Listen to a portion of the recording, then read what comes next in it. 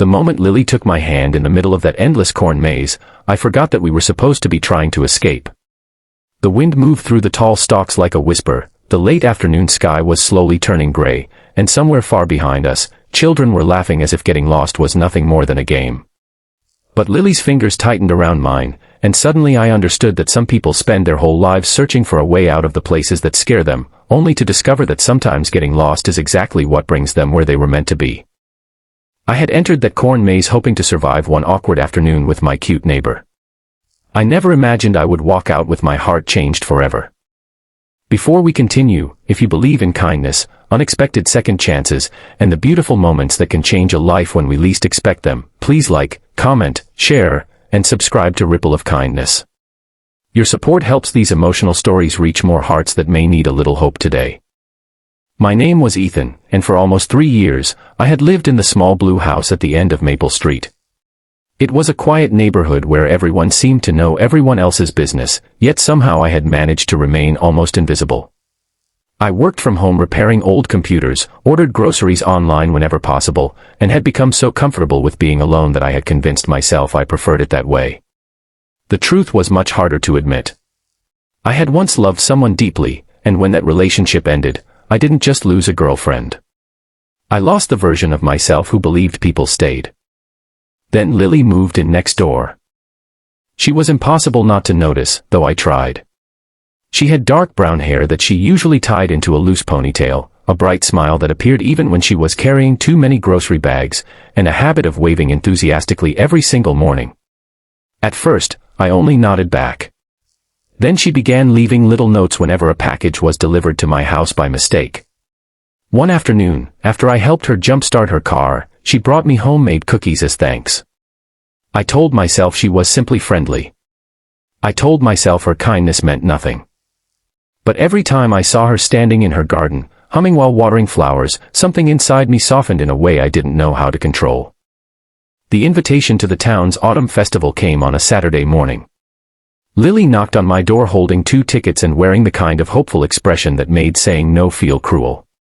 She had bought the tickets weeks earlier with plans to go with her cousin, but her cousin had canceled at the last minute.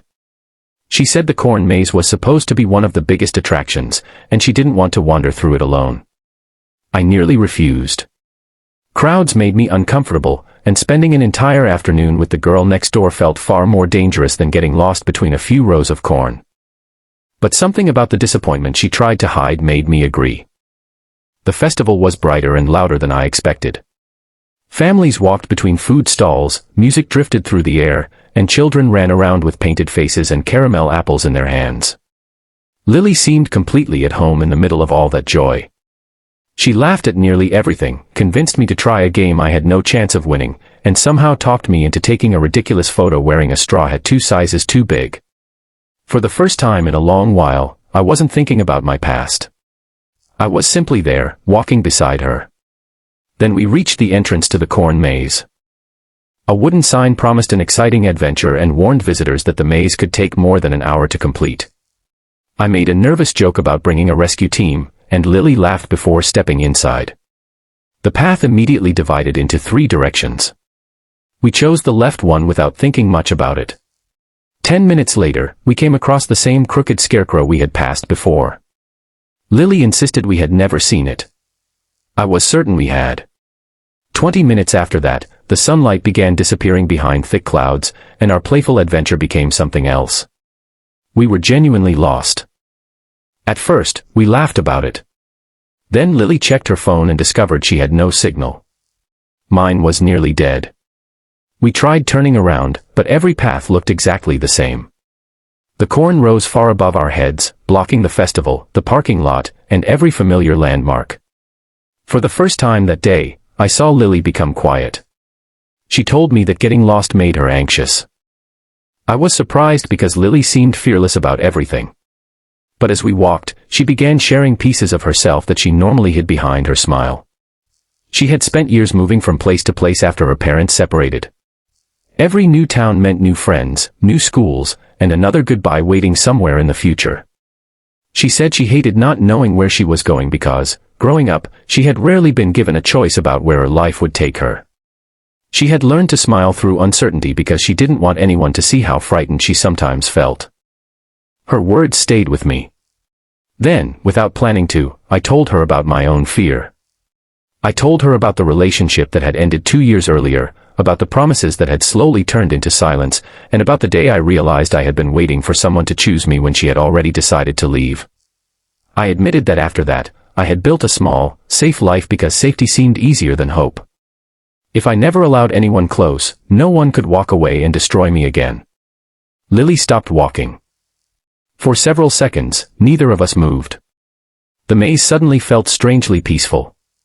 The wind rustled through the corn, and a few drops of rain landed softly on the dry leaves around us.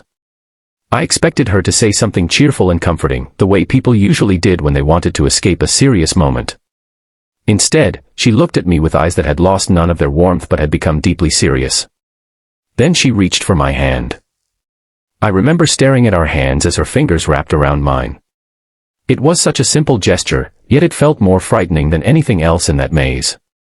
I had spent 2 years keeping everyone at a distance, and Lily had crossed that distance without force, without pressure, simply by offering her hand. She smiled softly and made me promise not to panic. Then she said something that I would remember for the rest of my life. She said that maybe we didn't need to be so desperate to find our way out. Maybe, for once, we could stop being afraid of not knowing what came next. Maybe we should stay lost a little longer. My heart nearly broke.